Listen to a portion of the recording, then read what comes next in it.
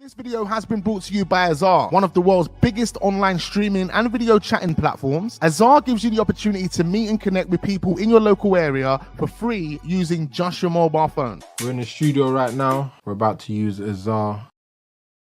I've been on this app for 4 months, yeah? Everybody, I shit you not, everybody on here today is like, you here for KROENKE, and I'm... Finding someone interesting to chat to you has never been so easy. Use my promo link in the description to download the app and create a profile. It literally takes 2 minutes to get started. And for every UK download we receive, I'll be donating £1 to the NSPCC, who do incredible work to protect children from online abuse. So again, all you gotta do is click the link, download the app and create a profile. Remember, every UK download can change a child's life, so what are you waiting for? Oh, what's going on, people? Welcome back to the channel. We are back again, and I'm joined by my guy, Yardman, AFC. What are you telling me, bro? You good? What's going on, fam? I'm just here, man. Yeah, just living up the Arsenal life, enjoying the top of the table. Come on. I think how long it's gonna last for. For real, As I say, 15 game, I will win the double. Yeah. Who knows? It's possible. It is possible, boy. I mean, how you been feeling anyway? I mean, the last time we spoke would have been like probably about 3 years ago. Like Arsenal were down in the dumps when we spoke. Yeah. Me, you, and Tade on this channel back then, and both Aubameyang, Lacazette, all those players with this. All those players, yeah. And I know from them times there, we've both kind of been like we haven't been too keen on Mr. Mikel Arteta, who we are going to speak about in this video. It's been an interesting turnaround, and I'm sure you'll agree. And my feelings towards Arteta have slightly changed. I want to know how you feel, though, because a lot of people will be familiar with you on AFTV, and you've obviously always been a fan of standards, a fan of expectation, and you want the best for the football club, like we all. But as I said earlier, we haven't been totally keen on Arteta due to a number of things, which we'll probably will touch on. But let me know your thoughts on Arteta right now. How are you feeling about the manager and where we're currently at?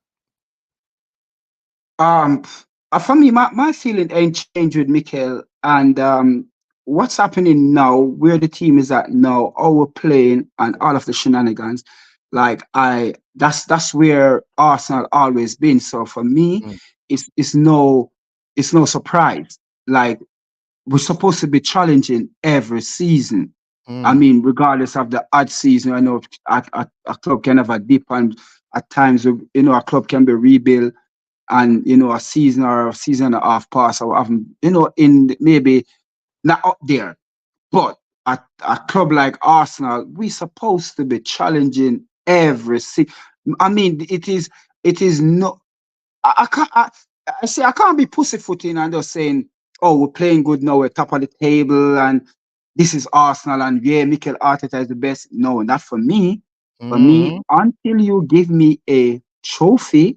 And putting my club in the right direction, then I will big you up, because that's what every manager, like, I mean, you're talking about the likes of Chelsea, Man U, Man City, Liverpool, yeah, Arsenal. Them 5 club, every manager at the start of the season, we expect those type of manager, those clubs to win a silverware. You understand? Those 5 club is the club that everybody put to win silverware. So if we aren't winning none, then it's a problem, and it's always gonna be a problem. I know there's some fans who just believe, like what Wenger used to do back in the days. 4th place is good. Mikel Arteta get the team galvanized, and everybody's playing good, and we are in the Premier League, and so that's good enough. Not for me. Sorry. Of course. You know what? You see, with the top 4 stuff, I think there was context to it. And I think if we go into that all now, we'll be here forever. There was a lot of problems behind the scenes at Arsenal Football Club. And, Arsene Wenger was literally restricted. It's like he was in prison. Man was put in prison and said, listen, you can't leave until we tell you to leave. And then when we got to 2018, and there was finally agreement whereby USMANOV was going to sell his shares to Stan Kroenke, that's when Arsene Wenger was allowed out of the shackles. I mean, I think Arsene Wenger was relieved. And again, the process we had to go through was to keep Arsenal financially competing. We had to get that top 4 spot to keep turning over that money. because we didn't have the quality of players as well as the conflict happening behind the scenes, financial conflict between the both owners, whereby you can't increase the value of the operation. It puts a big massive dent into what we're trying to do. And Arsene Wenger, I slightly have a different take on all that all that shenanigans. I mean, when we moved from Highbury to the Emirates, it was for we to challenge in the big league and to be up there every season. Now we moved from Highbury, where I was selling 35,000 ticket. Yeah. And we move and we actually double it. I believe I'm right by saying, is it 40? I don't think it was for Highbury was 40. Highbury was at 30, 35 in it, something like that. Yeah, it was in the 30s, definitely in the 30s. It's definitely in 30s. So we actually, you can say we moved to the Emirates, which is 60 plus. Yeah. So that's more revenue coming in. Yes, we know at the time that we were paying off for the stadium and all of those stuff. And it wasn't a lot of money. People believe that, because we're paying off for the stadium. It was like what? It was like 20 million a season that we're paying? About 20 million a year. Yeah. So at the time, what I realized during that time, during the after 2000, and when we moved to the Emirates, that was the last time the Invincible, that's the last time we win a trophy. And Wenger decided that, he decided that he's going to take a different road, where he's going to start up young and bred in all of these players. A player like Seth Fabregas was coming through, Alexander Kleb. You have what's his name? The French player who are injured. Nasri. No, Nasri wasn't there at the time. He wasn't there at the time. Diaby was the one. Gail Clichy was the one. Iboué. All of them was young player, and he was looking. That's where he was going down. We sell the likes of Patrick Vieira to Inter, and I think it was 16 million. But the reason for that, I'll tell you the reason why we went down that road of looking at the younger players and trying to build up a project youth, as they would say, is because of the finances. Like back in 2004, when we were invincible, Arsenal was struggling financially. They couldn't actually afford to pay their players. So imagine like Henry is coming into work and being told that, we're unsure if we can actually pay you this week. And there was a problem. And obviously David Dein was trying to solve that problem. And one of the focus for David Dein was to bring Stan Kroenke in, KSE, and just use them like a bank. Just use them like a bank. So basically you borrow us money so we can continue to spend the money like the way Chelsea, Man City and Man United are, and we'll just pay you interest back.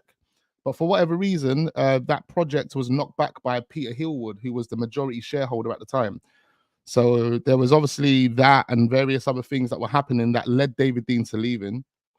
And then that's when the kind of stumbling blocks started to happen. So Arsenal had to think smartly and think, all right, cool, because we haven't got the money, we have to change our approach slightly to try and be cost effective. And that was more or less the approach to take until they can kind of sort out this financial situation that they find themselves in. And a way of doing that was obviously seeking a new owner, which is what KSE eventually became. But the reason we then stagnated from like 2009, 2010, all the way up until 2018, whereby the quality of our team turned into shit. We had Bentner, we had Javinho, we had all these dead players, and we're thinking, why are we signing these dons? A team like Arsenal really signing these type of players? It's because we can't afford to sign anything more than that. We're talking wages, we're talking transfer fee, until Stan Kroenke became the full owner. Now, in 2012, when we sold Van Persie, Stan Kroenke actually approached Usmanov and told him he wanted to buy him out. And Usmanov rejected. So from 2012 up until 2018, when Usmanov finally decided to sell, Arsenal was struggling. We stagnated. All we could rely on was Arsene Wenger trying to achieve top four, just to keep our reputation and everything else going for us. Otherwise, everything would have fallen to the floor. And then, as we've seen, the proof is in the pudding. The moment Usmanov walked out the building, what did Stan Kroenke do? He paid off the stadium debt and he increased the value of the operation by about 60%. We're out here doing 100 million now on Declan Rice. Do you understand now? That would have been happening. Yeah, but even during those times, where I have a different style, because during those times, I remember that at times we never really need the amount of player. Remember, at that time, Wenger was only buying quantity. He wasn't buying quality. And that was a problem. And he was panic buying. That was one of the two biggest problems. Because remember, you're saying that we did have the money, we did have the player, we did have that, but you didn't. Then in this day and age, if you look how you see the likes of Man City buy, yeah, it is like a blueprint how you're supposed to buy. Jurgen Klopp do the same thing. They set the blueprint how you're supposed to buy. You identify a player, yeah, and you go out there and you get that player. Next season, you identify the next player if you can go and get one or two more. But you see what Man City do? Man City actually buy quality. And instead of they go and buy 3, they buy 1. See him with Jurgen Klopp, him did 1 Van Dijk. He never go out there and buy 3, 4 other player with the Coutinho money and say, you know what, we could get. Yeah, he sit and wait. Yeah, no, absolutely. I you remember, when what and one of the things that I always look at when the Premier League start, when the Premier League when we go in the summer transfer window, notice how you see Alex Ferguson buy. They identify their player as the transfer window open. More likely, Manchester United normally sign within the first 2 weeks. They sign their player and they gone off to their preseason. Yeah. Wenger, on the other hand, he will go on preseason with the old player. Yeah. The season will start. I remember the Premier League start, and we got another 2, 3, 4 weeks time before the Premier League the transfer window close. Yeah. And when we lose 3, 4 games, then it start to buy. So in that terms, I don't believe that there was no money there to spend. It's just that they wasn't spending the money in the right way. And why that happened is when David Dean left. This is when it all go pear-shaped, because David Dean was the one who normally go out there and buy the players. Yeah? Yeah, I think it worked. I think Arsene Wenger and David Dean worked in conjunction with each other. Yeah. But you know, again, I was going to quickly just highlight one quick point that you made there. Yeah, it's like the reason why it took Arsenal so long to really be active in the transfer market was because of the finances, and the reason why is because you're a business that's trying to stay self-sustainable. So in that summer period, right, that's when a club will generate most of its money, or be able to determine you know, the budgets and what they need to kind of put aside, you know, the contingency plan.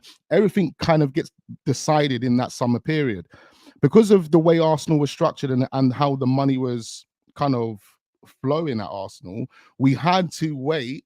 So we had a clear idea of how much money we could actually spend.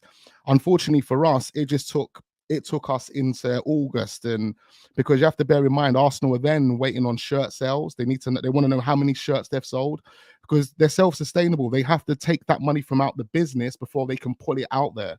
It's not like with Man City. You know, their owner at the time, or their owner is powerful enough to actually just put money down on the table and say, I can take that back out of the club at a later date. The position that Arsenal found themselves in, we couldn't do that because we've got two owners that don't get along with each other. And if I think you're slightly ardent. Instead of you looking and going in so deep into Arsenal financial, you can stay on the outside like what us fans do. And you can have a similar picture to what's going on. And why I say that, if you look and how you see Wenger buys his player. I remember one time in a press conference in the summer, they asked him if money was available. And he said yes. Money was.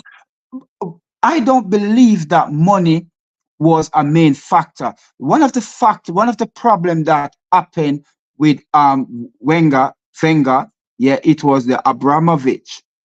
That was a deadly dagger for Wenger. Because you remember when Wenger come in the Premier League, he used to have the market in France. where he could go and pick up the player them for 8 million, 5 million, 10 million, 15 million. Yeah. When Abramovich come in and start to say, you know what, if I want this player, I'm going to go and get this player. Whatever it costs, I will go and get it. If they want to cost me 50 million, remember, he was the first one to sign a player for 50 million. You understand? Chelsea was the first. So there and then, the market value of player, they said, right, raw, the market value go up. Wenger never willing. He never willing. But this is the point. So, look, this is the reason why David Dean wanted to bring KSE in the first place. Yeah, but they did have what? But remember, even though the Cranky, yeah, but the Cranky did have money. I remember. Yeah, but Cranky did have money. He did. KSE have been. He's a billionaire. But look, the reason why he didn't increase the value of the operation is because he needed to get USMANOV out the door. We only wanted to bring KSE in so they can help us financially. If we didn't have KSE financially, then we wouldn't have been able to spend. We would have been falling way behind. Okay. Do you remember USMANOV? He wasn't allowed to sit in the boardroom. Do you realize that? Yeah. USMANOV is a Russian billionaire. Yeah, he didn't have them. He didn't want to spend the money, but the Cranky was blocking him. Yes. No. I don't believe he didn't want to spend the money. He didn't want to. I agree that he wasn't allowed on the boardroom. Yeah, but he didn't want to spend the money. Why did he think him invest in Arsenal? Because it's a self-sustainable business. If I put money in and I leave my money in, inflation is going to make my money grow. So I'm automatically going to make money, even if Arsenal suffer, because inflation is going to increase my stake in the business. However, do you remember about before Wenger left? You remember when the Cranky took out 20 million, and they went to buy some old broke down plaza in America, just sitting down there. That's what they took out. It wasn't a situation where USMANOV didn't want to spend. He did want to invest in the club, but the Cranky didn't want him to. But why do you think? Did he not? Hold on 1 second. Did he not went to Everton and put him on in Everton? Did he not? Yeah. But again, there's context to it. There's context to it. So look, Everton needed the money because of FFP. They took that as a sponsor, and that was just to help their training grounds. That was all it was, just to develop their training. Yeah, but he would put in the money same way in Arsenal. The Cranky was the one who's blocking him. Yeah, but why do you think Stan Kroenke was blocking him? Because Kroenke wanted to own the club. There we go.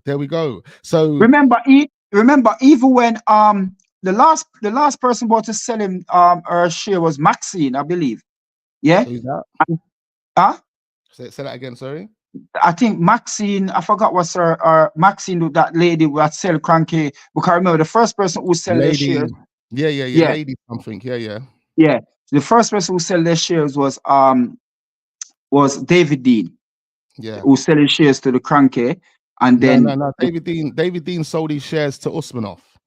So David Dean sold his shares to USMANOV. Peter Hillwood sold his shares to the Kroenke. To Kroenke, sorry, yeah. Yeah. And then she now sell her shares, and then that make him majority shareholder. Yeah. And this is when, but there was politics going on there. But that's because that happened around about 2010. So when we got into, when we started selling Fabregas and that, that's when Stan Kroenke became the majority shareholder. And at that point, the intentions was to take USMANOV out. Give me everything, and I'm gonna blow Arsenal up. I'm gonna turn Arsenal into the Bayern Munich and the Real Madrid that man wanted us to be. Who did say that? No, but that was the agenda. That was the agenda for Arsenal. No. When USMANOV left, they didn't spend. Yes, they did. When USMANOV selling shares and they own the club. Yeah. Why is it that from there and then money was investing? You remember that we wasn't getting any money from them. We did. Just before what? 2008, 2009. Oh, you're talking about, are you talking about when they first bought into the company? No, I'm talking about when USMANOV left. So that was in 2018, yeah? Yeah. Yeah. Even So that when the money season, started spend, when the crankhead started to spend the money, when Josh come in, yeah, it was yeah, Josh who come in and the money started to spend. The dad wasn't spending. Even but when listen, Usmanov left, he wasn't spending. hold on. Let me just make a point now. When he left in 2018,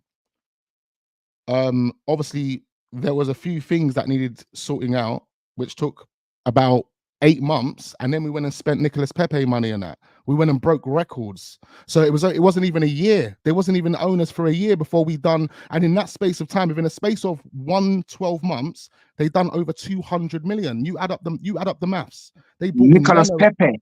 Do you remember that Nicolas Pepe was on our clear pay? Yeah, no, but It wasn't. doesn't It matter. wasn't that. As a business, But hold on. It wasn't that. It wasn't that the crankhead just take up 72 million to spend on Pepe. They didn't do that. I hear you, but as a Pepe, business, Pepe was. It wasn't like that. no, I hear And you. remember, Listen, bearing in mind, even back then, when Wenger used to finish 4th place, yeah, that's still money coming in the club, because playing in the Champions League at that time, it was a straight 50 million. You understand? Them time Wenger wasn't spending 50. Yeah, he done 50 on Aubameyang just before he left, No, didn't it? no. Before Aubameyang, before Lacazette, yeah. We know him done 50 on Lacazette, 50 on Aubameyang, yeah. But before all of that, yeah, he wasn't spending them sort of money. Wenger was spending as maximum 15, 20 million on players. Because that's not his fault, though. He's not the guy that allocates the budget. No, but of course, that's his fault.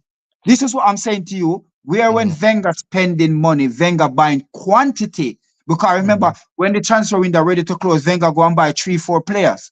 And when you check out those 3-4 players, they cost up to 60, 70 million. When you just need to spend that money on one players. Yeah, but you know what you got to think about? You still got to plug holes, though. You have to remember, our team was dead. We had injuries. We had a weak team in that period that you're talking about. We needed to plug holes. But none of them. But if you look back, none of them man of Wenger used to buy never makes sense.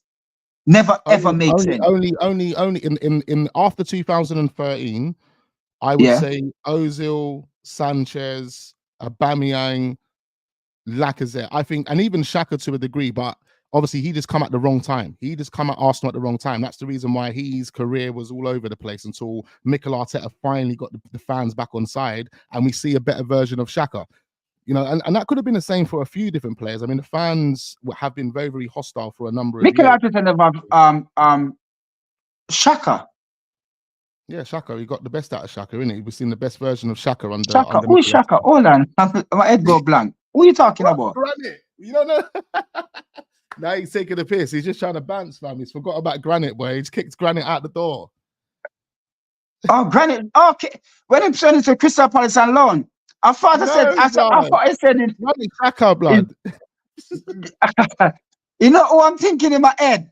I'm thinking Shamak. I'm thinking Shamak. Shamak in my head. That's why I said, hold on here. When I said Arteta, I said, hold on here. Who are you talking? But yeah, go on. Sorry. Yeah, so obviously there was a few players that were deemed world class that we signed in that period that we should have been building around. But unfortunately, because of the restrictions, and we were buying the Lucas Perez and people that we didn't necessarily need in terms of like the quality of that player, you know, we had to buy those because we were limited. We couldn't really compete. Like when we were signing, like you see the Kante situation, we signed Granit Xhaka over Kante. The reason for that is because Granit Xhaka only wanted about 90k a week. Kante was looking at 150k a week. Now it's not a significant difference, but when you have to commit to the 5-year contract and you have to look at that as well as the transfer fee, this didn't add up for Arsenal financially. They wasn't sure if they could commit to that type of deal. And that's the reason why we had to sign Granit Xhaka, because it's half the price wages wise. And that's really important to Arsenal. You understand what I mean? So look, I know Troy is saying lies wax Arsenal cheap. It's not Arsenal cheap. You have to bear in mind, look, if you understood the politics, like Usmanov was a part of the business, and you say Usmanov wanted to invest, cool. If Usmanov wanted to invest, fine. But we know that Stan Kroenke had an agenda. That agenda was for him to own the whole football club, and there was no other way about it. He was not going to let Usmanov stand in his way, and he was going to get the whole cake and every single part of that cake. If he would have got the cake early, if Usmanov would have sold his shares in 2012, we would have probably been able to keep Van Persie. We would have been able to build a fucking fantastic team there. You're mixing it up. No, you're getting it twisted. No, we're not getting twisted. Asked you already. I asked you just early on. Yeah, it wasn't Kroenke, the dad, who when the dad come in when the money started to flow. It was Josh who come in, let Wenger go. No, it was Josh where the money started to spend. Josh has always been here. Josh has always been here. If Josh is now doing but the father was the one who have the money.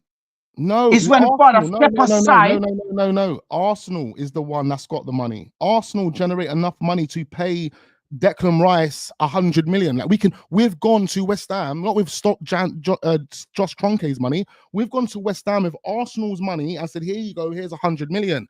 Arsenal. And where that money come from? Hold on, where that money come from? Arsenal. Listen, the point is, no. Okay, where you think that 100 and the money comes from Arsenal? However, where you have to understand. The money comes from Arsenal. The money, Arsenal have been generating the money. Arsenal have generated the money through Champions League. Arsenal have generated the money through which Champions League? Hold on. Which Champions League? When? So have we not been in the Champions League? We get that money to spend on Declan Rice. Where that Champions League money come from? Remember, we're just in Champions League this year.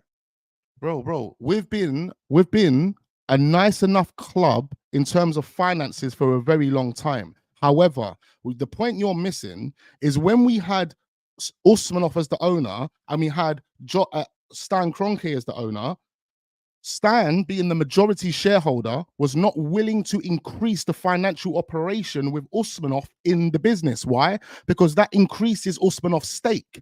Arsenal had the money. They could allocate the money to Arsene Wenger, but they wasn't doing it because it increases his stake in the business. I don't want him in the business. I want to get him out. Why am I going to increase the value of the operation? The moment he goes, the value of the operation is getting increased. Hence why from 2018, Arsenal have been spending money out of their arsehole blood. Pause. You know, them way there, but that money was already there. It's just that Stan Kroenke now has said, you know what, guys, because I am the full owner, here you go, I'm going to increase the budgets. There you go. You can spend 100 million on Declan Rice. I don't have fat Usmanov here worrying me and trying to eat off my cake. This is my cake. I want this cake all for myself. But it doesn't mean I don't want to turn this baby into the biggest baby in the world. And if Usmanov would have left... So are you forgetting how many times there was protest about getting out the Kroenke? Are you forgetting that? I'm forgetting that, but you know, I'm not going to take that. No. So why are you forgetting that? But you forget that was a protest when we were protesting, get rid of the Kroenke. This is when they realized, you know what, we got to start to spend the money. No, they wasn't even spending. No. They wasn't even spending. Even so, you see what the protest done? Big up the protest, right? Because you see the people that pushed the protest. They wanted the best for the football club. We all want the best for the football club. However, the people that was pushing Stan Kroenke out, Josh Kroenke out, they didn't fully understand what was going on behind the scenes. However, the good thing that we got out of it was the fact that it made Stan Kroenke push Usmanov to get him out of the club. It's like more pressure saying, look, bro, everything's falling apart. We've got Arsene Wenger here. He doesn't even want to be here. Arsene Wenger stayed all this time. Why do you think he stayed? Because he was liable for the stadium debt. So the moment he left, guess what? KSE cleared the stadium debt. Why? Because they had an agreement with Arsene Wenger to do that. The moment they had an agreement with Usmanov to fucking fuck off. No. They did no. Hold on. They did clear the stadium debt before Wenger left. No, they done it after Wenger left. No. It was before he left. They cleared that debt. Bro, they done it with and they said they because he go ahead and do what remember it's just after Abramovich cleared Chelsea 500 million that Chelsea owe to him. That's when the Kroenke go ahead and follow suit. No, they cleared the debt when Mikel Arteta was the manager when they cleared the debt, bro. No. That debt was cleared. It was clear under Wenger. They cleared it after COVID. See, COVID. They were meant to clear it. They were meant to clear it before COVID. But am I muted? I don't know. No. Oh no. So they were meant to clear it before COVID, right? But COVID kicked in, so they had to rethink a strategy. The moment they sorted out the finances in COVID, they cleared the stadium debt. It was cleared just after COVID. I swear to you, my guy. I swear to you. But Arsene Wenger, what's going on with this mic? Why is it saying that? There we go. So basically, right? Because I've been following this so closely, bro. I'm not even gassing. I'm not even trying to like over-exaggerate or try and give like false information. Like they cleared this debt after, but they cleared the debt once they had the green light from Usmanov that he was going to sell his shares. That's the reason why Arsene Wenger left. I'm telling you now, Arsene Wenger did not want to stay here all this time. Arsene Wenger probably would have walked out of Arsenal Football Club in 2009 or 8 when he had that chance to join Real Madrid, but he was convinced otherwise by David Dean to stay. So he stayed. Then he signed that contract, which then put his name on the debt, which means, Yard, if that debt doesn't get cleared and Arsene Wenger walked out, just say Arsene Wenger put his name to that debt. He walked away after 3 years because he had enough. The next manager come in, couldn't manage the politics was happening behind the scenes, couldn't manage this team because they had no finances to manage it. They got them into a relegation scrap. What happens then? Who's clearing the debt?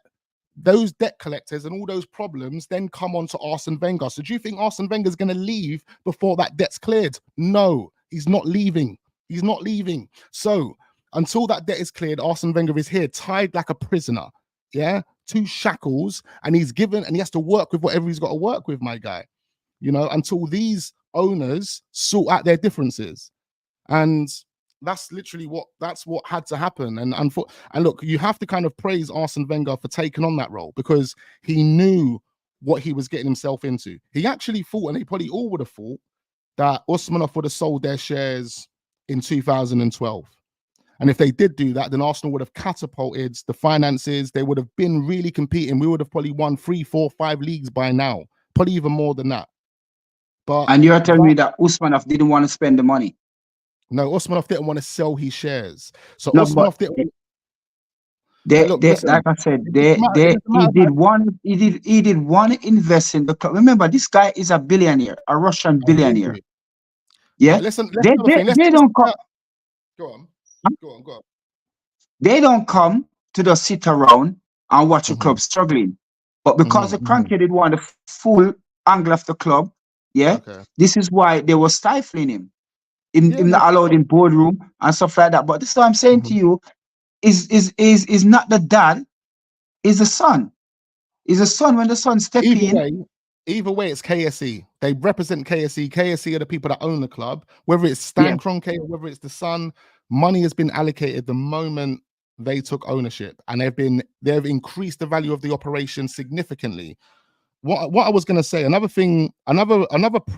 plus that we have been given by Stan Kroenke being the owner is that we would have, if Usmanov was still a part of the business, or if Usmanov become full owner, we would have gone through what Chelsea went through, okay? Because Usmanov was in with Putin, he's a part of that. We would have been also scrutinized, and there would have been a lot of pressure on us, and who knows what would have happened to Arsenal after that. So me personally, I'm lucky Usmanov didn't have nothing to do with our company at that point, and I'm happy in the So hold on. So you believe that right now, Chelsea fan are sitting down and said they're sorry that Abramovich take over their club? No, they're not sorry. But look, I'm just saying, like, Usmanov, firstly, he didn't really do anything at Arsenal Football Club other than stagnate. Because he wasn't allowed to. He was with 30%. With 30%, you don't have any talk. Yeah, no, fair. No, absolutely. So you can't blame him. I agree with you. But you know, like, it's not like, remember, he had that 30% from 2009. Yeah, so like there was opportunities for him to increase his stake. He could have bought more shares. He could have become majority shareholder. No. He did want to buy more, but they wasn't selling him because they believe that with the franchise where the KROENKE have, they believe that this is the best way to take Arsenal. Okay. Yeah. So I was with the KROENKE. On that basis, if that was the case, then Usmanov should have just sold his shares in 2012 and fucked off.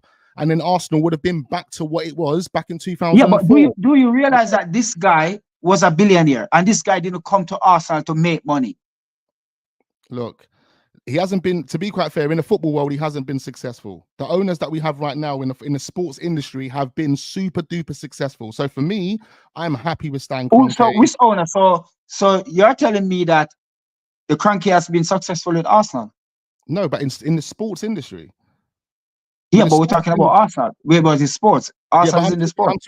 Yeah, but at the point there, what the Kroenke win? If you sit back, look back, what the Kroenke win? Three FA Cup, I believe. Yeah, no, forget what they've done with Arsenal, because they've but you can't. No. This is where you're going wrong. No, you cannot say. No, you cannot say that. I'm trying to respond to a point that you made about Usmanov. Yeah. You said Usmanov's a billionaire, but so is KSE. And if you look at both of their CVs, no. But you're mistaking it. You're believing. You're happy because you believe that if Usmanov did take over, then we'd be like what Chelsea be. Well, I'm telling you now, I would have snatched off any hand to be where Chelsea be right now. Because if you look on Chelsea, you want to be hold on. Don't say. If you look on what Chelsea is doing right now, Chelsea buy young and they sign player. Chelsea is the first club to ever sign 8-year contract. So even if these player, not doing what they're supposed to be doing, or they're not on farm, whatever, a season or two, they still got like 5 years. But what I'm saying to you, when Usmanov coming to the Premier League, he didn't come into the Premier League to mess about. He come in the Premier League to do just the exact Abramovich done, Abramovich done. But he just never get the opportunity to spend his money. But what you look at Chelsea now, 2 Champions League. We have never won the Champions League. It is so damning where you can look and say Arsenal is the first London team to win the Premier League. We ain't the first to win the Champions League. We ain't the first to win the European League. We ain't the first to win Super Club World Cup. We're not the first. Chelsea is. And if you look at Chelsea win more Premier League than us. More Premier League title than us. You look at Chelsea trophy cabinet. I would snatch it and have to have that. I swear, no, I agree. Listen, at the end of the day, they, from 2003, when Roman Abramovich took over, they drove their ship properly. You have to think this is the time when we're coming into our stumbling block. You didn't believe that Usmanov was going to do the same thing if he did get opportunity. If he wanted to do the same thing, let's be real now. If he was really ambitious about making a football club into whatever it is, he would have probably bought more stake into Arsenal. He would have. Okay, you can't just get up and say he should have. If nobody wants to hold on, if remember you only have 30%. The next 70% at the time was spread out like a couple what's his name? That sell to the Kroenke. Peter Hillwood. Peter Hillwood, and Maxine, all of them, they didn't want to sell to the Russian. They did not want to sell to, so he could just get up and buy them out. Unless you own up to, I believe, 90 to 85%, you could just get up and buy out anybody who have any more shares in the club. So his hand was tied. I solemnly believe that this guy, because even interview that I watched with him, he want to invest, but he didn't allow to invest. Where did he go to like I said, to Everton and invest in Everton? He put money in Everton. Yeah, but look, you see Everton, right? You see Mashuri. The person that owns Everton is Mashuri. Yeah. Him and Usmanov owns the Red and White Company, which is basically the company that David Dean sold his shares to. So the guy that owns Everton, he's business partners with Usmanov. So when he eventually went and bought Everton, which was years later, he had an idea where he wanted to try and transform Everton into a Man City. Obviously, it didn't work, hence why they've got FFP problems now, and it's been happening for quite some time. However, because Usmanov sees boy, Usmanov come along and said, here you go, Majori, here's money for your training grounds. Don't worry about paying me back, or pay me back whenever you want to pay me back. It was just a mandem thing. It wasn't a thing where, I've bought into Everton and I'm really invested in Everton. No. It was just me doing a favor for a friend. Usmanov had opportunities to buy more shares of Arsenal before even KSE come on the scene. What proof you have? Well, obviously, if the shares were available for KSE to buy, then why did Usmanov not have the opportunity to buy them? But if I have a 5% stake in Arsenal, and I'm Yeah. not willing to sell you, how are you going to buy it? Are you Well, not the then- majority shareholder where you can buy me out? And if that is the case, Yard man, then you know what I'm gonna do? I'm gonna be like, you know what, fuck this business. I'm gonna move on and do something else. That's what he Because done. That's what you he know, done. he done that how long later? He done it in 2018. The conversation we're having now is back in 2008. So you left us for 10 fucking years, bro. 10 years. His hand was tied. His the hands guy weren't coming to- tied. He could the have guy just sold his shares and left. Hey, So Yard. so if you look, so now we see, yeah, that the KROENKE has been spending money. We ain't gonna deny that. Yeah. We can't deny that now. Yeah. Mhm. But we still ain't nowhere where we're supposed to be. No, we are, man. We're top of the table right now, bro. We're flipping in the Champions League quarterfinals. We're in a great place. What are you talking about? We're playing one of the No. best football in the world right now, my guy. Who's playing better football than Arsenal right now? Even Man City are shook of Arsenal right now. They're shook. Are you serious? I am serious, bro. I am serious. You think Arsenal ain't playing better than they were 2 years ago? Like the last time we had a conversation I'm was not what? saying that. I'm What not do you saying think? that. Okay. I'm not saying that. What are you But saying? if you realize and look, as I said, where Arsenal is right now, yeah, Mhm. would you go outside now? And if you ask 50 Arsenal supporter fans and ask them, do you think Arsenal will win the Premier League? What do you think they will say?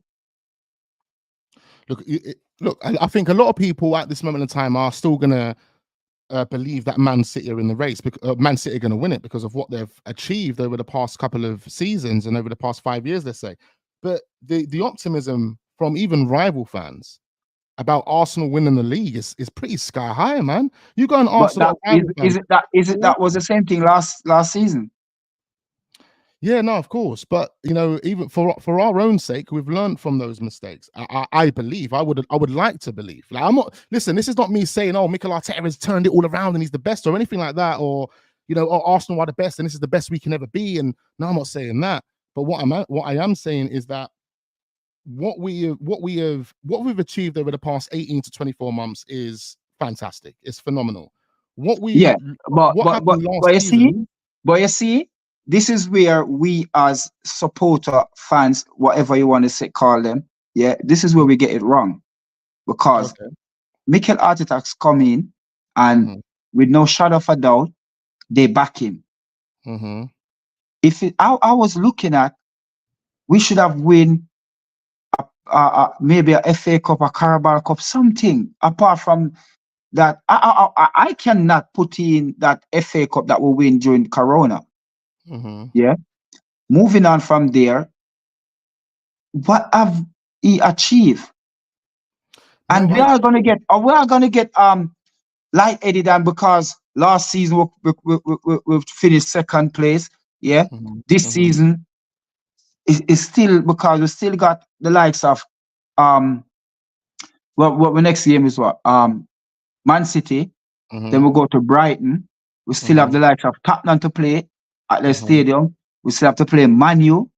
Yeah, we've got big teams. We've got big fixtures. Yeah, we got big teams. So I'm not saying that we're guaranteed the league. I'm saying that we have no, a good no, start. I never say that. But we're sitting and to what Mikel Arteta have get to spend, we should have been much more confident that when we buck Man City, because if we can't go to Man City and drop points. Yeah, The only result we can get at Man City is 3 points. Because if we go there and get a draw, remember Liverpool is there and they can go back to the top of the table. If we go there and Man City beat us, then I believe that will just shackle everything, because expectation, morals, and everything will just be so low. Yeah, it's going to be unbelievable. So the only thing that we can do to keep this going, to keep this running, is to win at City. Absolutely. That's it. Because if we anything apart from our win at 3 points at City, then we can actually look and say, you know what, this is like a 20% we winning it. Because you know City City have 10 games to go, and you can bet your bottom dollar if you bet your bottom dollar on any one of the 3 manager, which one can go through this, which one can win the next 10 games, and it's going to be City. You understand? No, so this is why I still don't believe that Mikel Arteta have the know-how to finish off this 10 game. I would really and truly like Mikel Arteta let me put my words in a loaf of bread and eat it. I would love that, because honestly, I want to see my team in the Premier League. Yeah. But do I have confidence in Mikel Arteta doing it? I don't know. See, see what you're saying here right now, Yardman. The feeling is mutual, bro. I feel exactly the same way. I've been calling Mikel Arteta out for ages. Like I started off the stream by saying, it's like my feelings towards Arteta has changed in terms of how he's been, you know, just kind of dealing with things over the past, say, just 12 months. I've just kind of liked the way he's dealt with certain situations. And, you know, before I wasn't really rating him for the simple fact that I felt like he was deceitful, he was lying to us, he was not managing players properly, he wasn't game managing properly. There were so many different problems before, and it led to me to feel like, you know, this guy is not the answer. Obviously, we've been forced into backing this process because this is our football club. We back our football club, but we've been forced into seeing how Mikel Arteta plays out, basically. Over the past 12 months, I can say, look, my feelings towards Arteta personally have changed about how he manages and how he kind of deals with certain things. But do I have the confidence that he has the know-how or the experience to actually get us over that line? I'm not overly confident about that. And I've been adamant with that for the past year, 2 years, whatever it's been. Do you understand? But there's one other thing. It's not that I come here to bash Mikel, but there's things that he's doing that I'm still not comfortable with. And coming in the summer when the transfer window open up again, I don't see Mikel Arteta bringing through any young player, not one. Yeah. I mean, listen, I swear down, this is where your finance step up. Because if you sell a young player for 30 million, 20 million, that's pure profit. Pure profit. So for the 4 years that he's been in the club, from what? December 2019? Yeah. No young players. Yeah, I swear, that is cause for concern. Yeah. It is cause for concern. And we cannot sit there and believe that we can buy. Where the money going to come from? Because some point in time, the KROENKE going to turn off that pipe and say, you know what? It is time for you to be sustainable. Exactly. It's time for results. This is what it's about. ROI. You can't spend all this money and not have a return on investment. You're a businessman. You know, we were speaking off camera about your Caribbean business and things like that. Yeah. So like, we understand that you can't put this money in and not see an ROI. How do I pay wages? How do I keep the lights on? It just doesn't make any sense. So eventually, Stan Kroenke is going to put his foot down. But you made a valid point there about the youngers. And we on this channel have complained about that. People have told me, "Oh, Wax, what are you complaining about?" I'm like, bro, what do you mean? What am I complaining about?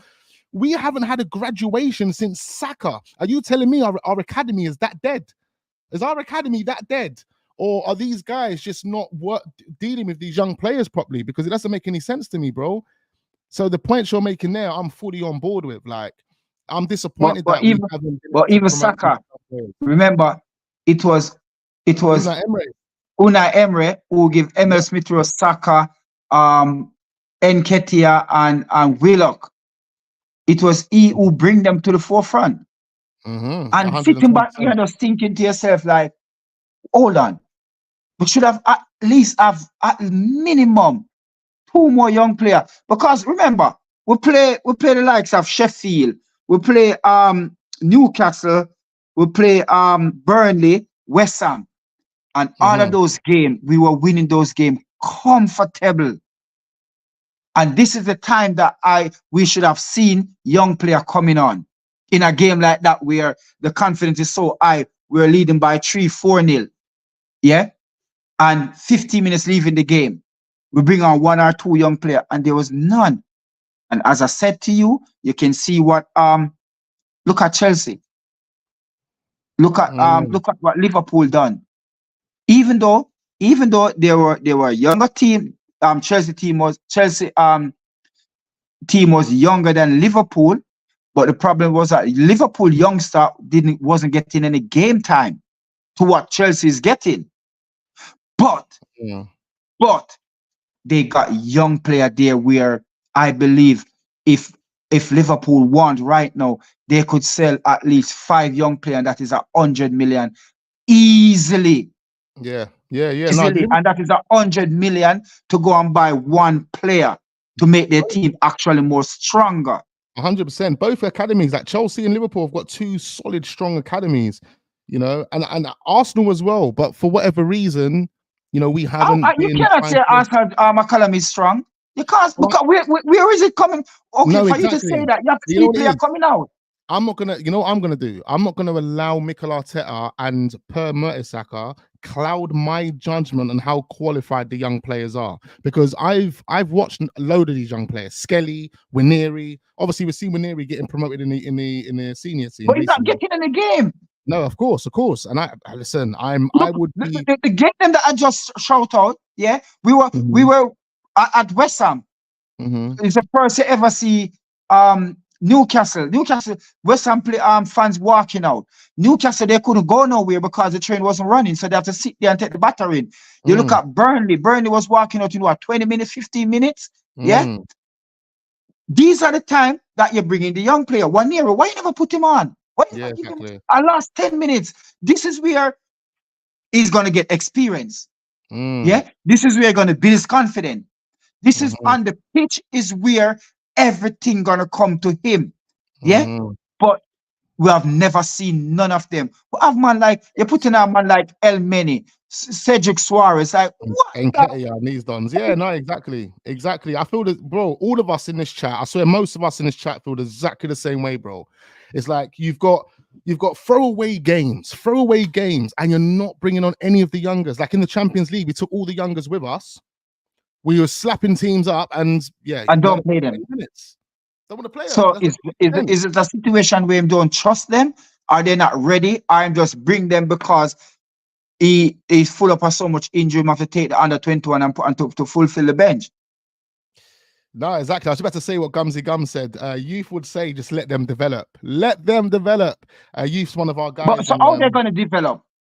You can't keep it. But hold on. But even so, I not even see him have none of them on loan. Because most of the players them that on loan, is in the senior team, in the squad. You understand? La Congo, what's in the Tavares, Kieran Tierney, Marquinhos, who is on loan again? Yeah, so and all of those players, La Congo. Yeah, but why you buy La Congo? Why will you waste money by Tavares? Yeah, I feel the same. There's so many players. Yard, I swear down, there's so many players. Like, this is what I'm saying. The feelings that we have towards Mikel Arteta, they've been mutual for quite some time. It's only over the past 12 months, like I said, I've changed slightly because of Arsenal have done so much better, and I've seen Arsenal play better. But there's so many decisions that you still would question, like the signing of certain players. You know, like most for him coming. Remember, Mikel Arteta, as soon as him coming, do you remember the first player that him signed? Do you know who was it? Cedric and Pablo Marie, yeah. But Cedric Suarez was signed for 5 million till the end of the season. In January, in January till the end of the season, he's still there. He's still here. He's not getting a game time. Why are you paying this guy wages? Why this guy taking up wages? Why are many taking up wages? Why did they terminate Mustafi, Socrates, all these contracts, but they're not willing to terminate? No, they did have to go. Mustafi was a liability. Socrates, I mean, but wouldn't you put Cedric in the same category? Like he goes in the same category. Obviously. So I'm saying, like, if they would terminate their contracts, why are they just letting Cedric run his contract down? Okay.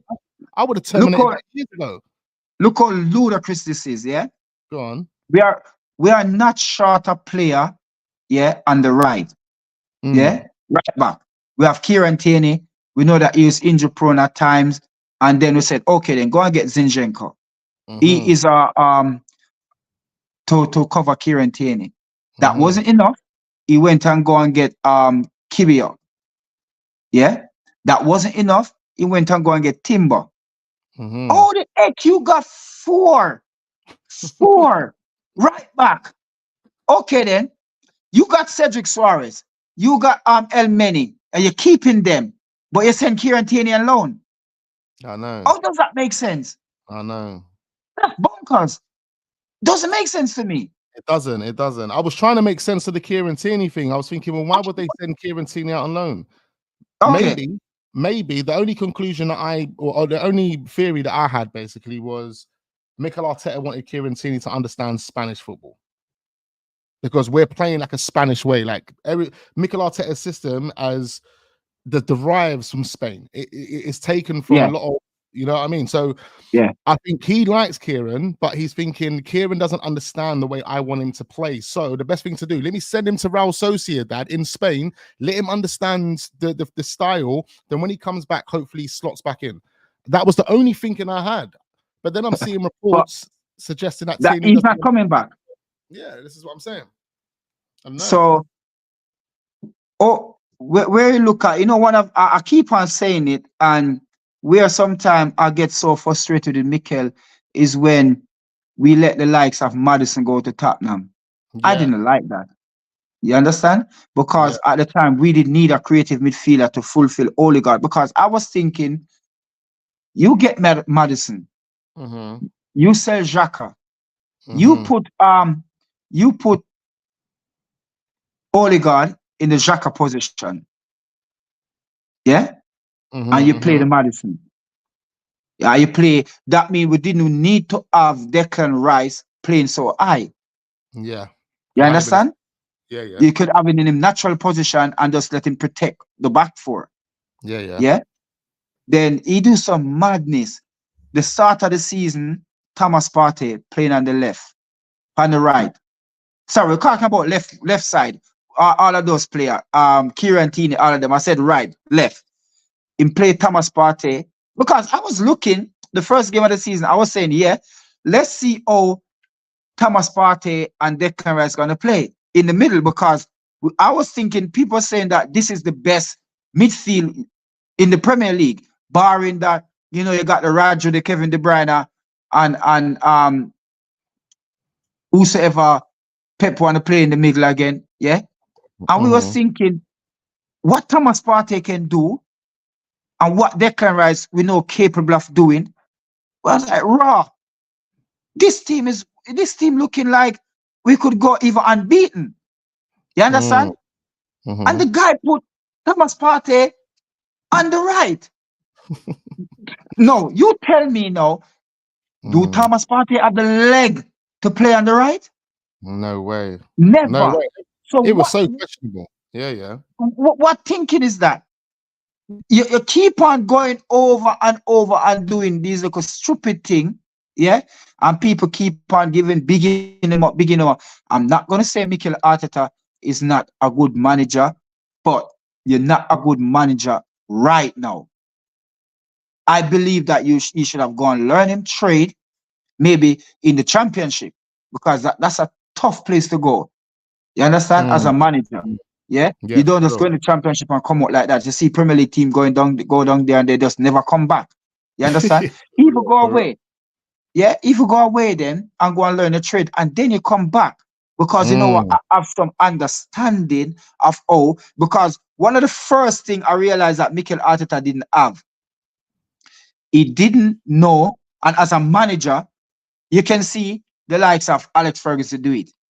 Man manager is key. In any football. Yeah. Facts. Yeah, look at Pep team.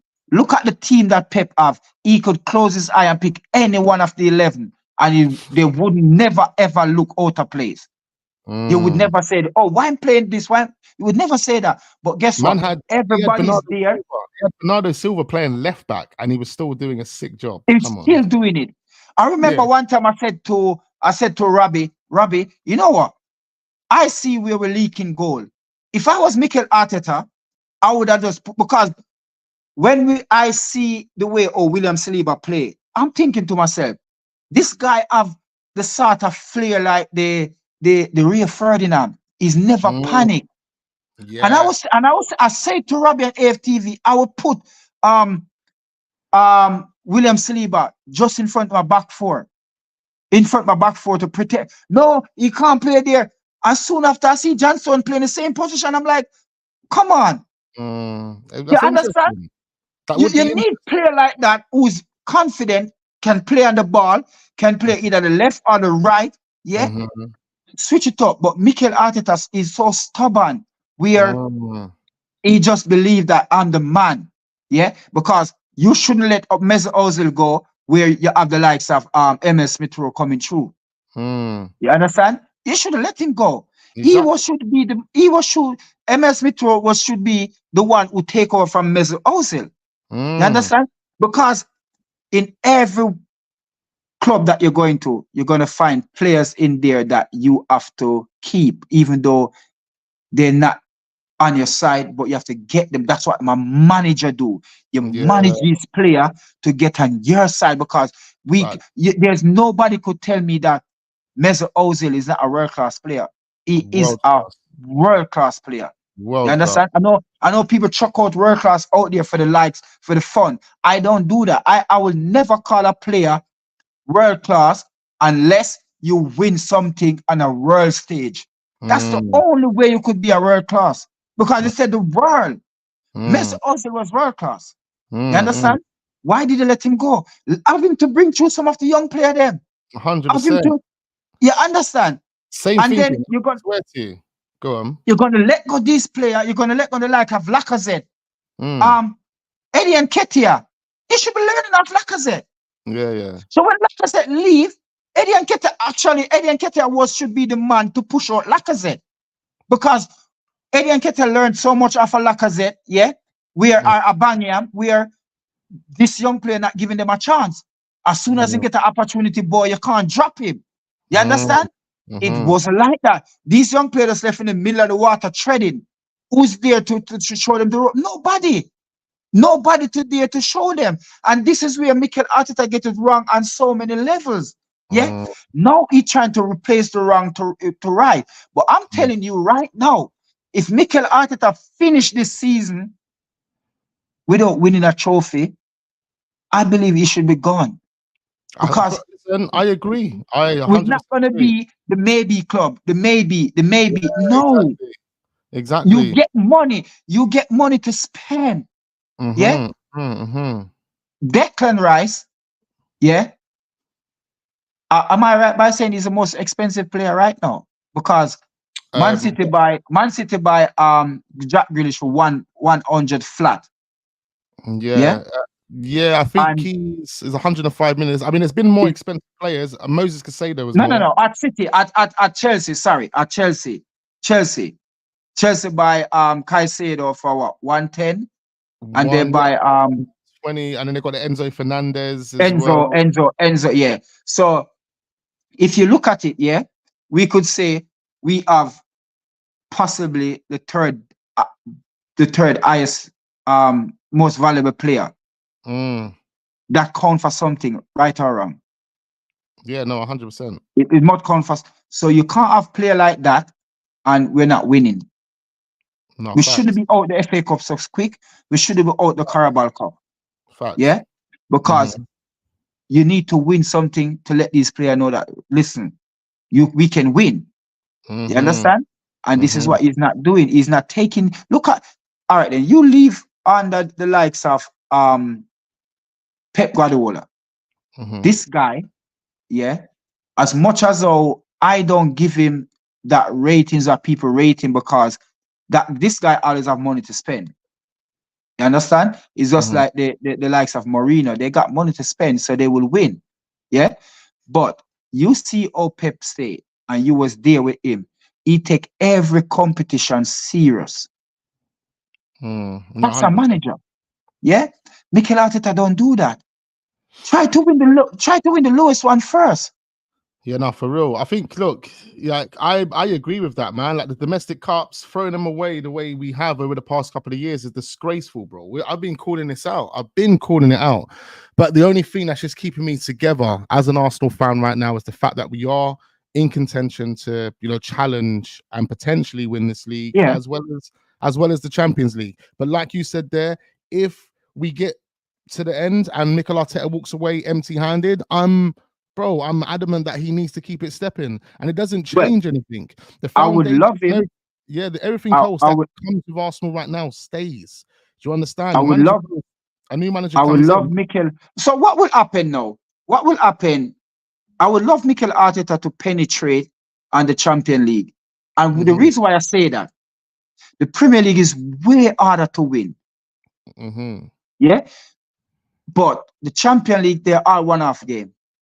You just turn up and play your best. 5 game. 5 game. That's all it takes. That's all it takes. It's going to be difficult. But it's going to be challenging. If you are the manager that you say you're going to do, are you going to focus on winning the double? Yeah. The first thing first, and I'm going to say it again, and I'm going to forever say it, and I will say it to a lot of people, we have to beat the likes of Man City in the next 10 days' time. If we beat Man City, and Man City come through against Real Madrid, do you know what the psychological fear that we're going to put in their head? 100%. Do you know that Pep would look us up and biting them fingernail like, how are we going to, because we take the double. You understand? For real. The next game that coming up is Mikel Arteta's most vital game in his career at the present moment is beating City. 100%. Because that will say a lot. We can remember going to Real Madrid. If Real Madrid get through on City, possible being we can get through on Real Madrid because they never beat us yet. They never win a game against us. Yeah. So that psychological fear that Real Madrid gonna have, we have never beat Arsenal. Yeah. But like I said, Mikel Arteta need to know what he's doing. He's get over 3 weeks to prepare for this game. 3 weeks. I do not want to see Arsenal go out there and play some soft, scaredy cat football. We need to take it to them. We need to show them that even if we lose, I would rather go at their neck and lose the game sit back and lose the game. Do you know what I mean? I'd rather literally go for them, because at least you went from at least. Yeah, so if you just sit down right now and Mikel Arteta give you the chance to pick the team to play Man City, bearing in mind, apart from Timber, I believe everybody's fit. You wouldn't play Timber in a Man City game, even if he's fit coming back, because he's just not ready. So who would be a starting 11 going into Man City game? To be quite fair, I think it's so easy to pick the starting 11. I would go personally, David Raya, Ben White, Saliba, Gabriel Magalhaes, and I'll keep Kivior out there. I think Kivior has done tremendously well over the past couple of games. Yeah, and Zinchenko, I think he will be exploited by Man City because he can't defend. Yeah.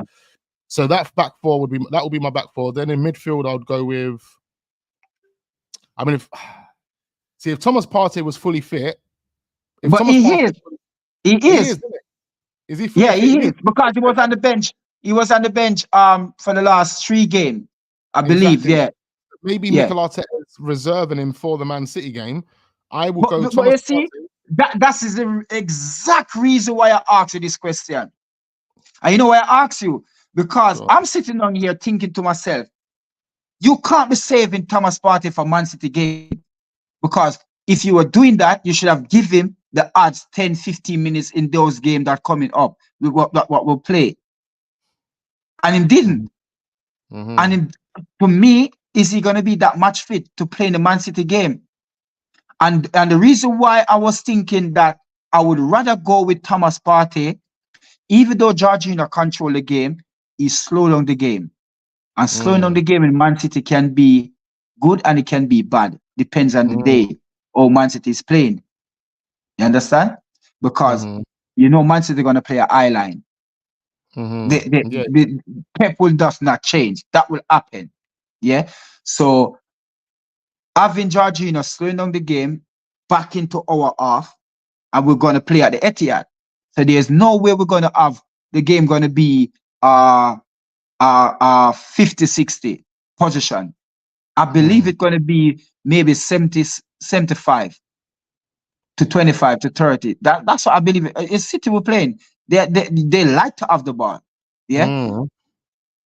I believe Thomas Partey should be the one, him and Declan Rice in midfield. But can he play Thomas Partey when he's not playing?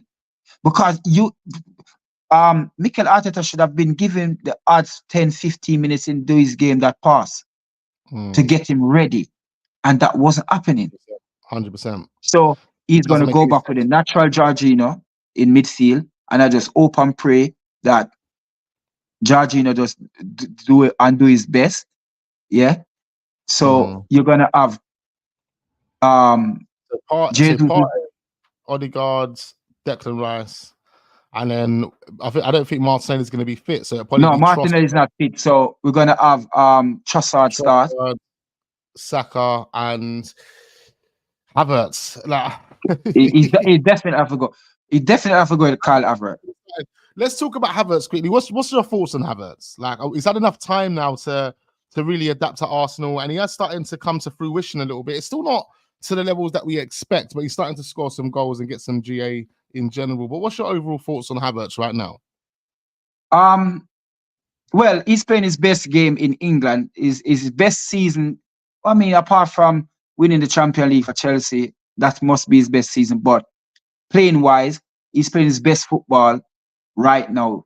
Yeah, for the last couple of, maybe the last 4 or 5 months, he's playing his best football. And at times we don't see what managers see in other players because we are not on the training ground. We're not watching them day in, day out. Yeah. And me personally, I believe that Mikel Arteta sees something in him where he go and spend that amount of money for him. Now he's paying it back. And we see where that, because sometimes, all a player need, is a runner game. And knowing that every match day you're going to play, knowing that if you make a mistake, it's just brush it off your shoulder and just carry on. And I believe that's what Kyle Havertz doing.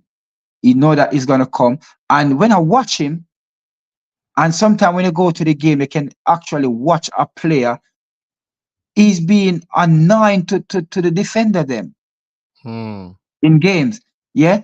And he's a more vocal point that we can play the ball up to, and it will stick with him, just like we used to have the likes of Giroud who hold up the ball. He's that type of player as well. Yeah. And he can play any position across the left, the right, anywhere and play. But like I said, he scored 8 goals now? That is the most goal I've ever scored in the Premier League. Yeah. The confidence is there. His confidence is there. But all we need him to do is just to carry on improving on what he's doing. Don't get giddy. Don't get, okay, then yes, we win over the Arsenal fan. No, we have a song for him and everything like that, and then him get relaxed. We don't want that. We need him to push on. Yeah, because we know there's a player there. We need a player inside of him, but it's just to get out that sort of player, and it's been coming out.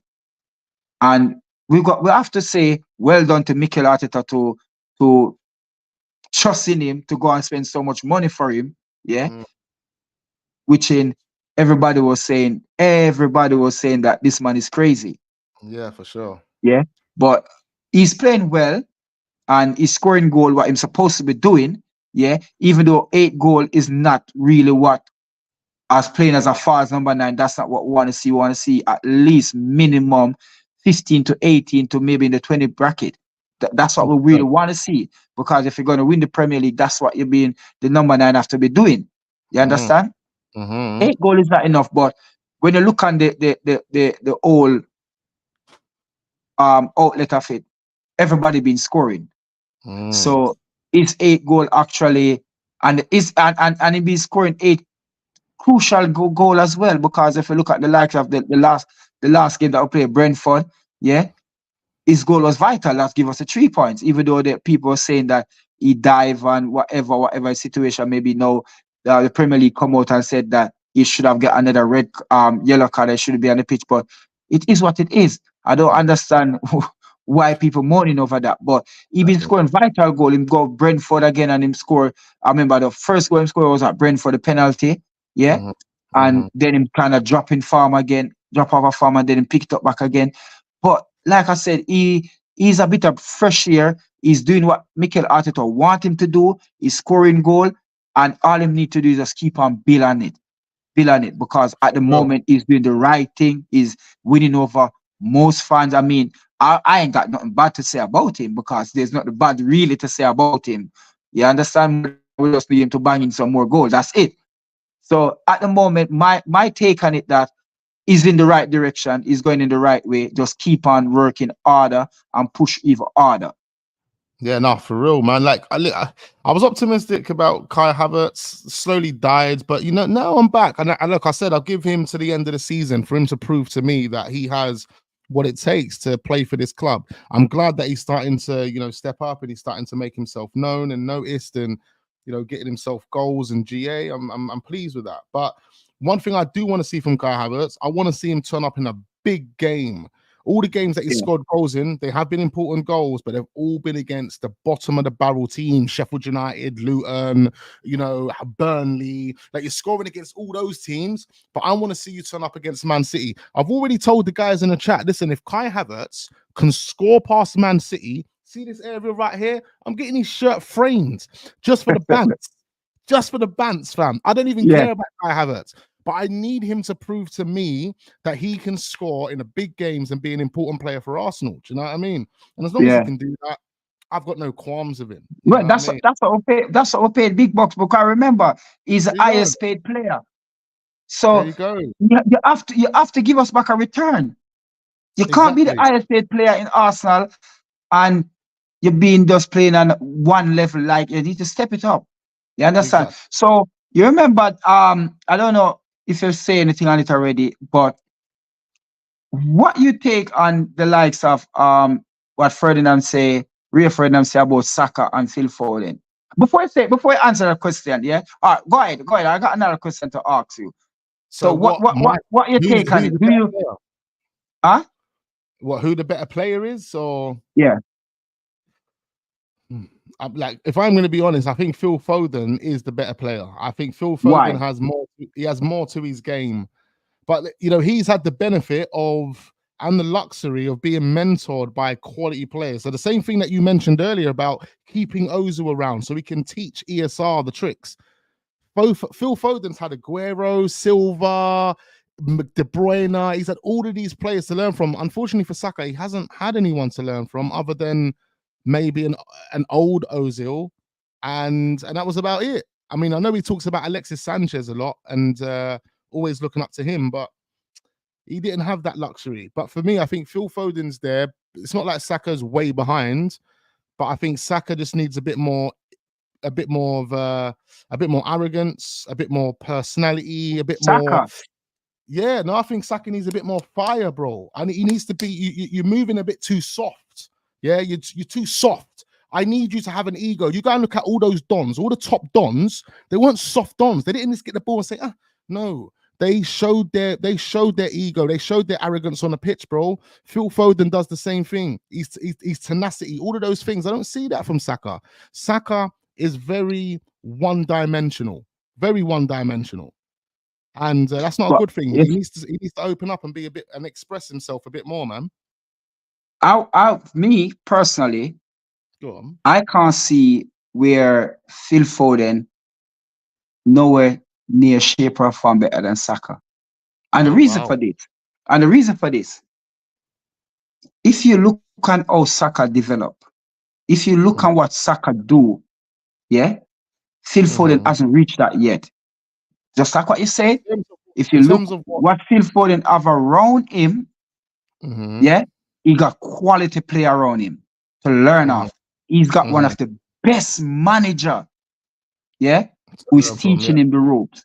You have to take all of that in consideration. You have to take in consideration again, Man City always have the ball. You understand? So when you put all of that in, when you put all of that in the context, yeah, Phil Mhm. Foden gonna look good. But when you look at Saka, when Saka was 19, him coming the first team under Unai Emery. He was at 18, innit? 18. 18. Okay. We take him, this guy, and put him at left back at one point. Yeah, that was his actual position, though. That's what. Thank you. That's where him start off playing for. Yeah, that's where he plays. Left back. Left wing back. Yeah? Left wing back. Yeah, yeah. Okay. Now, when we put him over on the right wing, I would say just after Mikel Arteta come in the summer, yeah, when Aubameyang wasn't scoring, Lacazette did kind of injure, Mesut Ozil was down tool a bit. It was Saka was the one who bring that team on his back. Don't forget that. At 18, 19. Yeah? You have never seen Phil Foden have to bring Man City like that. Yeah? Then again, we need to look at, it's not that Saka don't have that arrogant about him, but certain team that when we play them, they double team him. You understand? You have never seen that on Phil Foden. I'm gonna say yes. They do. No. We're gonna say no. We're gonna say Phil Foden. Yes, he have the flair. He's more like a kind of creative midfielder. Him have that in him. Yeah. Saka don't really have it. That's the only thing I would put Phil Foden to say that he can create more than what Saka can. As a creative midfielder, he can play there. Yeah. But if you look at Saka and what Saka doing, yeah, there's no way you can say Phil Foden is better. Saka is, and I'm not talking about because I'm an Arsenal supporter and I love Saka. I'm not. But you have to look at what the guy do and the team at the time at 18, 19, what him have to do. You have to carry a team like Arsenal, a 19-year-old carrying Arsenal. Because remember, Saka was at one point, Saka was the only one scoring. You understand? No, I hear you. You know, the maddest thing is, it's like it's slightly different, and I get the points that you're making. I don't think that then determines who's the better player. I think Phil Foden's gone through a different experience than Saka, and I think Saka's experience has definitely been much more challenging and difficult due to the circumstances. But you know, if you strip it all back and you look at both players, Phil Foden and Saka, you look at the individual qualities of the player at this moment in time, Phil Foden would probably go down as the better player. It's not to say that. So why Phil Foden is not in England starting 11? Well, firstly, these are two players that play in different positions. If Phil Foden no. But if it was an Phil Foden played both on the wing. No, if you look at Man City last game, he was playing over on the right. He play all over. He play on the right at late in game. He play central. So deep. One thing you have to bear in mind, right? I understand your point there as well. We're talking about Gareth Southgate, the fraud, and we also have to take into consideration the system that they're playing in. For me, if I look at both players and I say, look, I need a right winger, and I've got Phil Foden and Saka to choose from, I'm probably going to choose Saka. Why? Because Saka always plays on the right wing. Phil Foden doesn't. So I'm going to probably get more consistency from Saka on that right-hand side than I am from Foden. However, if we're talking about trying to fill a hole in a central area, you're going to go for Foden over Saka. Yeah. You understand? But however, if you strip back the qualities and you look at ball control, you look at technique, you look at passing range, you look at, bro, Foden's better than Saka, bro. He's better. It's just that, look, Saka. No, I'm not buying that one. I swear. I'm not buying that one. So okay then. So do you class Phil Foden as a world-class player? No, not just yet. I won't class Saka as a world-class player. How would you say is a world-class? How would you tell when a player, in your own words, how would you say this player is a world-class player? So for me, it comes with obviously consistency. It comes with obviously winning major honors.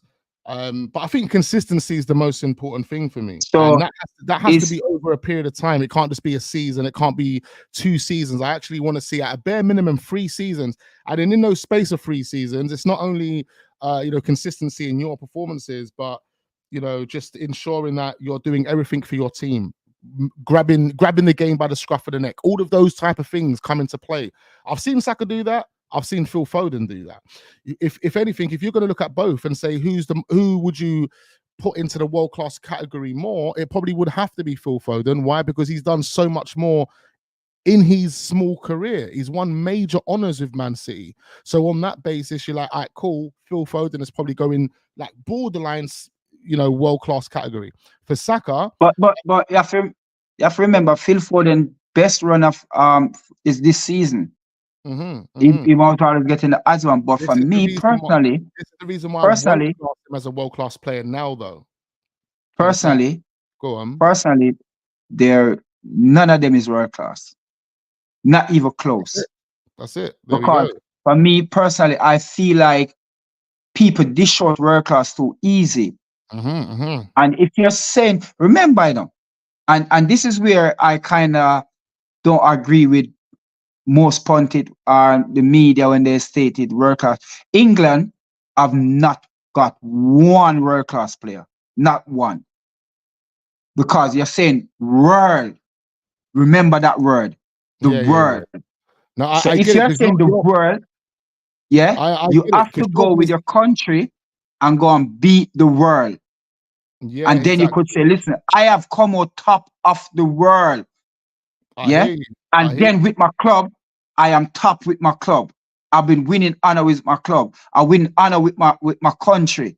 So you are telling me that the likes of okay then. So people are saying that Messi and Ronaldo is world class. Yeah. See me, I would see. This is it. It's about a person's definition of what world class is. That's what I'm saying. People mixing up world class. Better you go ahead and say club world class then. Yeah, where people have been throwing up world class status around a bit too much. Messi and Ronaldo, for me, they go into the elite category.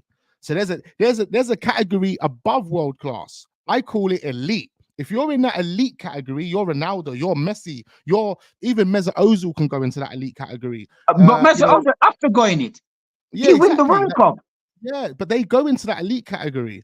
If you're, and that's the reason I've made a new category. So for me, it's like you're dead, you're average, you're good, you're world class, or you're elite. That's the categories for me. So right now, Saka, for me, if he's not going into that elite category, I'm putting him into good, borderline, world class. Borderline. For me, there's certain player that can go in the elite, and you're talking about the Spanish team that win the World Cup and the Euro. You put them in the elite. You're talking about Thierry Henry, put him in the elite. He win everything apart from the Ballon d'Or. You understand? You're talking about playing at the highest level right now. Yeah, there's maybe one elite player there at the highest level, and I would say it's Mbappe, because this guy has done that's what you call world class. When you step up on the stage, you perform, you come out at the best. You can hold up your hand and say, I'm the world best. That means I'm a world class. So how is it that England player never win nothing but people saying that they're world class?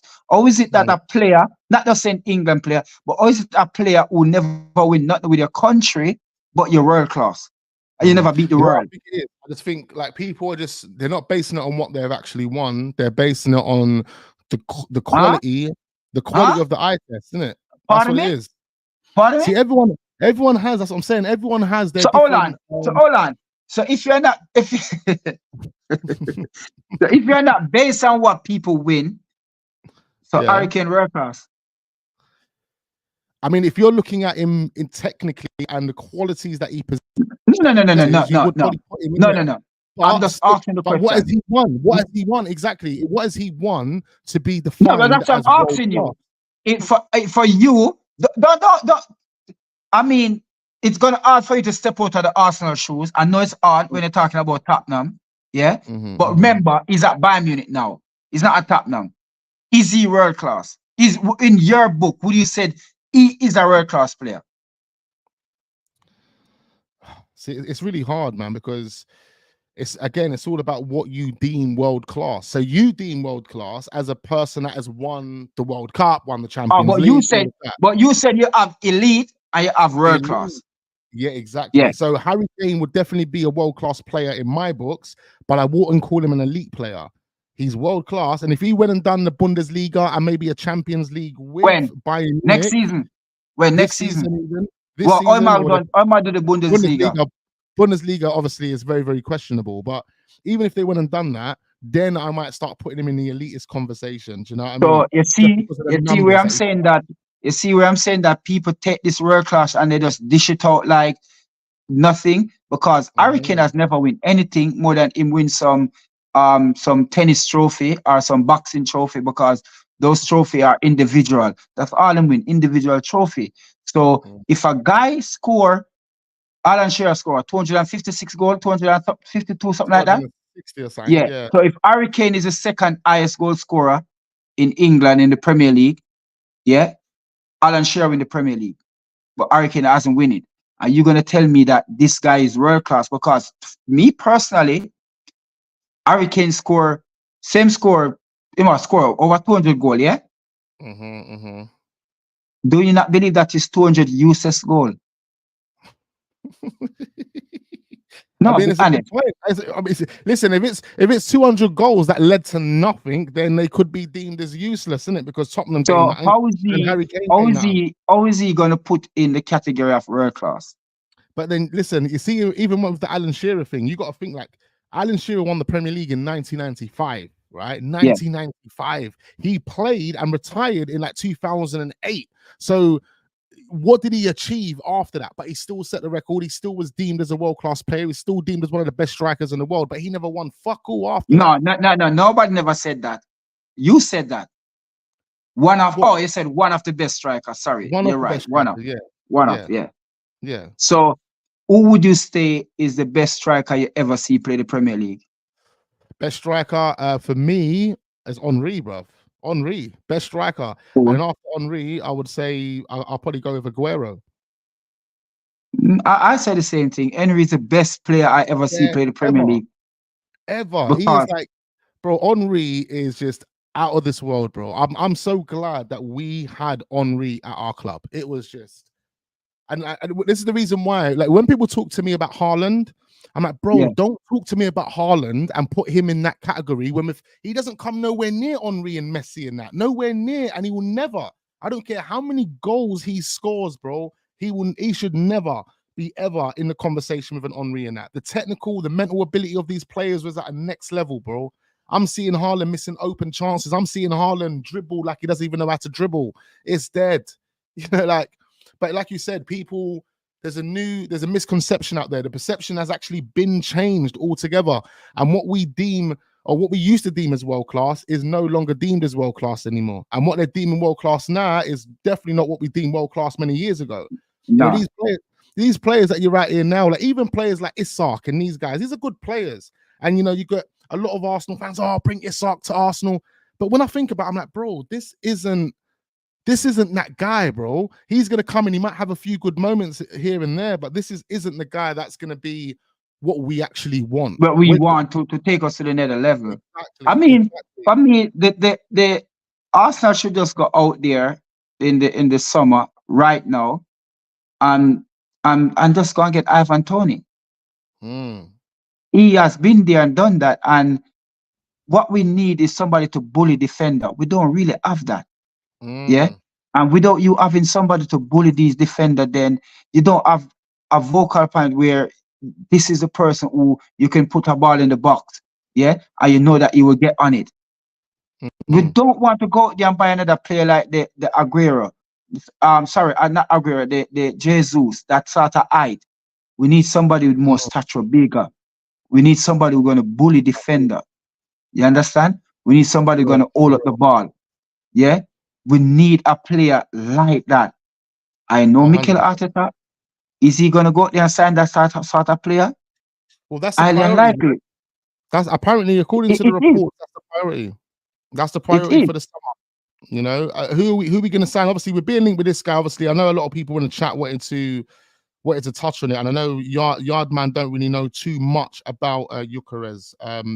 But this is a player, Yardman, that Arsenal have been heavily linked with. Now, as I was saying to you earlier, that the amount of money that they're asking for in this is astronomical. We're looking at £85 million. But one question is like, if you had a chance to go and sign a striker right now, any striker out there, like, who are you trying to bring to Arsenal right now?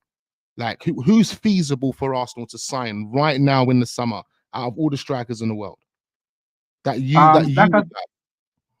will go, and the reason why I will go for this player is because been there and done that, and it's Ivan Toney. He know the Premier League, and we don't have to wait for him to get settled in and to get. No, he will just at the get go just go ahead and just do what I'm supposed to be doing. So anybody else is going to get in, it is a situation where, I mean, Ivan Toney will cost about 60-65. That's feasible for Arsenal right now, because we're in the Champions League. Hopefully we'll go through and we'll win the Champions League. That's an extra what, 50-70 million. Yeah, that's a striker. Yeah. Now, when you're talking about this player that they're looking to sign and they want 85 million, no, but you have to understand, is there a lot of striker out there? No. And if you're going to go and get somebody best striker, you're going to have to pay the money. You understand? And you're not going to get a striker right now. I mean, depends on what Brentford's saying. Maybe Ivan Toney is the most feasible striker out there where Arsenal can really and truly afford. You understand? Because like I said, 85 million plus the wages. You have to think about that as well. You understand? So for me, because the man done hit the ground running already, know the Premier League, I would definitely go for Ivan Toney, because we know he's a goal scorer. We know what he can do, and we are buying ready make. What would you say about Ollie Watkins? Yes, I would definitely get Ollie Watkins as well. He's a sort of player where Ollie Watkins for me is a box player. He have to stay in my 18-yard. And this is something again why I don't understand, even though he don't score a lot of goal. Yeah. But if you don't stay in the 18-yard box as a center forward, you will not score. And this is where Jesus dropping too deep in many occasions. And I see play with Lacazette as well. Lacazette drops so deep, sometimes I wonder, like, why are you there? You ain't gonna score. Remember, a center forward not gonna score in the middle of the pitch. They're not gonna score from there. You understand? So when you buy a center forward like Ollie Watkins, you have to remember you have to play to his strength. You can't go out there and buy a center forward and just change up him the type of game that he play when he was at his previous club. It's just not gonna happen. So when you're gonna highlight a player, you have to know that this player gonna slot right in. And you see the likes of City do it. Everybody that they buy, they just slot in.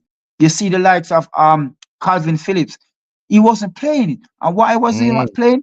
Because Mikel Pep saying that this guy just not getting the way or we play. And this is the reason why when Roger was injured, people were saying, yeah, this is time now Calvin Phillips is going to step up. Yeah, this is time now Pep going to give him game. Did he get game? No. Because he just didn't fit the way Pep wanted him to play, or wouldn't adapt, or couldn't adapt. Whatever the situation is, it just didn't happen. So go out there and get a player and just change it up, because he can be scoring 15, 16, 17 goals a season for his club. But it's always club play. Remember when Lacazette was at in France at Lyon.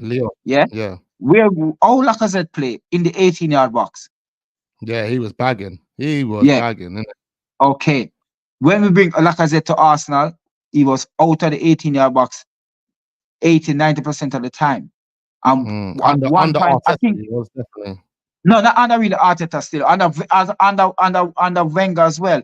And at one point, I remember one season, Lacazette scored about 13, 14 goals.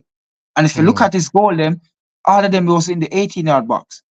Yeah. And that's where a player, you speak about Arling. Look at the other day, he get one-on-one, not one-on-one, even the defender alone. He couldn't beat the defender. He couldn't beat him because that's not his game. His game, you put him in the 18-yard box, 1-2 touch, and he's just going to smash it. You understand? And certain player, you have to understand, you have to play to their strength. You can't get them and just expect you're going to change the way how they play and put them to in the system that you want them to play. I expect they're going to play. Some players can't. You understand? So even though we see these players and we're saying, yeah, they're linked to Arsenal, you have to understand, is they fit into the way Mikel Arteta want them to play? That's one of the most important things. And this is why maybe you see Kyle Havertz wasn't scoring at Chelsea, because he was there and what's his name at Tottenham now? Tottenham just by him. Timo Werner. Timo Werner was there. Was he playing in the right position? Was he playing all there? So all of those, everything taken consideration. You understand? But for me, because we don't have that vocal point up there, I believe Ivan Toney is key, and I believe that we need to get a midfielder as well, because I'm just looking at it. I really don't want to see Declan Rice up and off that pitch. You understand? Man. We just don't want to see that. I think that it's important that we get like a spine. We need to add to the spine. So I think we need a number 9. We need another CM to come in to part with Declan Rice, or even rotate with Declan Rice, whether it's a number 6 or someone that can play a 6 and an 8. Do you know what I mean? And an 8. And then we also need another centre back, because if we lose Saliba or Gabriel Magalhaes, then we are done for. We are done for. Position is so important. And then you can even say a goalkeeper, because it looks like Aaron Ramsdale is going to be leaving. So we're probably going to need a backup goalkeeper to come in. So it's literally straight down the middle. That's where I expect Arteta to target.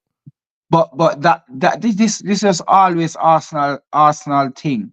It was always a centre forward, a old midfielder, a defender. It was always that. Always. Because if you look, even though we still need a right wing, because when Saka get injured, who put over there? Reece Nelson doesn't look good over there. Yeah. We put what's his name? We'll get from Brighton, sorry. Trossard.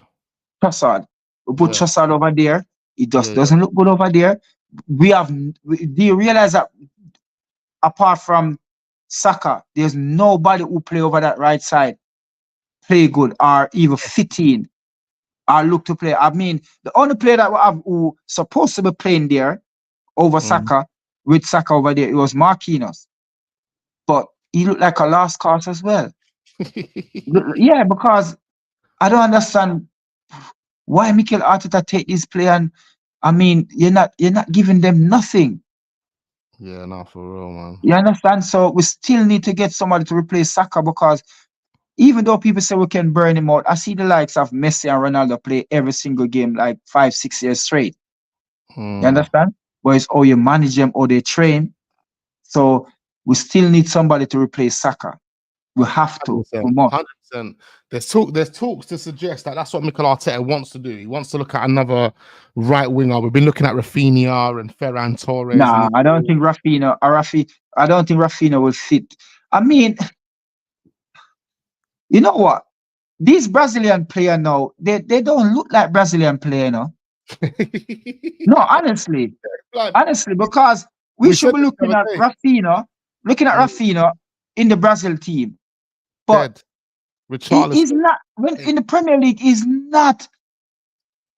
doesn't give us that Brazilian type football that was looking for. Yeah. Bro, you understand?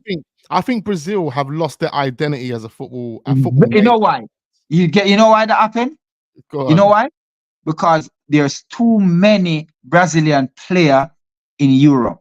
One time ago, 10, 15 years ago, you never see so much Brazilian player playing in Europe. Never. But now, I mean, all of Brazil, the world team in Brazil is in Europe. So they start to play the European football. They're not playing the South American football. You understand? So this is why Brazil is just drifting. Look at Neymar. Does Neymar look like a Brazilian player? Yeah, they've lost it, man, over there. They're fully lost you look at Martinelli. You could never tell that Martinelli is a Brazilian player. He's a European player. You understand? So this is where Brazil lost their identity, where they start to play like Europe. They're not South American anymore. They're not because they had so much. The Brazilians, like the South Americans in general, have so much more flair to their game, innit? Better dribblers, they're better ball, everything, better ball control, better technique. They usually got all of that, and because they're growing up playing on sand and all things like that. It gives you ball control. But you compare the Brazilian team of like 20 years ago, and you compare it to the Brazilian team today, but there's no comparison. You think Ronaldinho, Rivaldo, Ronaldo, Roberto Carlos, Cafu, Kaka, like the names you can mention, and you compare that Brazilian team they've got today with Bruno Guimaraes, like but what? Brazilian playing for Newcastle, Brazilian playing for Leeds. Joe Linton, you never really get Joe Linton. You never believe that Joe. You know what? I have to see this guy burst everything if you say, you know what, you were born in Sao Paulo before I believe that. They don't look like Brazilian player. Trust me. At all. They come in with this. It's just shambolics now. It's just out of not even Brazil alone. Not even Brazil. South America, everybody's striving for the money now. Everybody want the money. You understand? Everybody heading to Europe. And this is where they lost in it. South America was one of the roughest, the toughest set up footballer. Sometimes you don't even get to see South American play. You have to see them. Oh, he's a South American because guess what? He played for Sao Paulo. He played for one of these teams in Brazil. You understand? And most of them now is in Europe. So for me, this is why Brazil is so dropping down the train when it come on to World Cup. They're not favorite anymore. 15 years ago, every competition, Brazil is a favorite. Like, come on, Brazil is the favorite. Either them or France, isn't it? Either them or France, man. Yeah. But man. This has been a pleasure, though, man. This is a good, a good 2 hours, bro. Good little vibe, you know. We definitely have to do this again, man. 110%. That's how it is, man. That's how it is. For real. Yeah. Maybe next week. I know you're busy as well, running a business and things like that. Yeah. But I mean, like when it come on to about this time, I'm kind of free still. You get me? I don't mind. You get me? I don't mind have a chat about my team, have a chat about football overall, because you know that's what we live and breathe. What more to do? We don't watch NFL, we don't watch rugby, we don't watch basketball. And that's the only thing we can do in here. And you know what? The likes of Arsenal is just on everybody tip of their tongue now. If Arsenal right now, as much as I see Man City winning, the most interested football club they have in England is Arsenal. And I don't care what people want to say. We are the most interested team. Facts.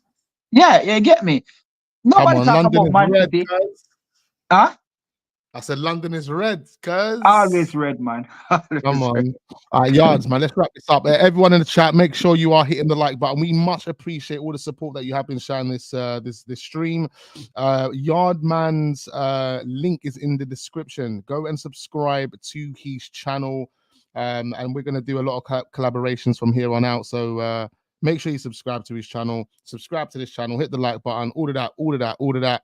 And guys, join me back in the morning at 11:30 for our usual stream. Big up every single one of you. Peace. Peace.